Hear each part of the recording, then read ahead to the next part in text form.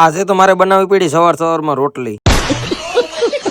જય ખોડિયારમાં જય માતાજી. સ્વાગત છે હું તો સવારમાં ઉઠીને બ્રશ કરીને ફ્રી થઈ ગયો ને મારા મમ્મી નેવરા થઈને બેસી ગયા હતા ને મારે આજે બનાવવા નથી અમારા ઘરની રસોઈ. પછી પેલા બનાવવાનું હતું શાક એટલે ચૂલા ઉપર કુકર મૂકીને તેલ નાખીને ગરમ કરવા મૂકી દીધું ને પછી નાખવાનું હતું શાકમાં સવાણું તો મેં મારા મોઢામાં નાખી લીધું પેલા.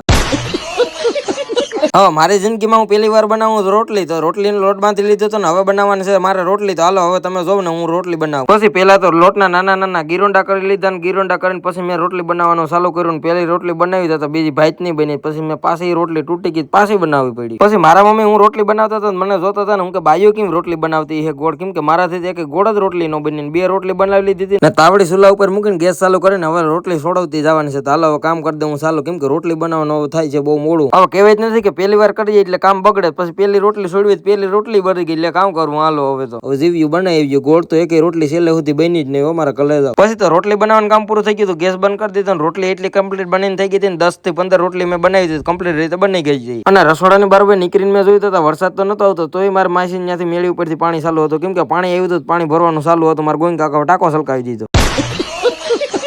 પછી તો હું રસોઈમાં શાક બનાવતો હતો, શાક પણ બનીને કમ્પ્લીટ થઈ ગયું. પછી હું બેસી ગયો તો નાસ્તો કરો. નાસ્તામાં રોટલી ને ગળને કેરું ખાઈ એટલે તાકાત બહુ હોય. તમારે એક હાથીને મોકલી દીધો, હું એને પાડી દેવો. પછી તો હું નાઈને કમ્પ્લીટ ફ્રેશ થઈ ગયો તો કપડા બદલાઈ લીધા, કંકુન સાંડલો કરી લીધો. કાકા ને કુતરાના રોટલા લેવા આવ્યો તો તમારા કાકાનો છોકરો ફ્રી ફાયર રમતો હતો. પછી તો મારા કાકી કુતરાના રોટલા આપી દીધા ને રીનાબેન તો ફ્રી થઈને ખાટલે બેસી ગયા હતા. નહીં બનાવતા હતા માવો, હું કે માવો બનાવી બતાવ્યું કે આપણે દુકાન નાખીએ તો કે નહીં હો. કહાં સે આતે?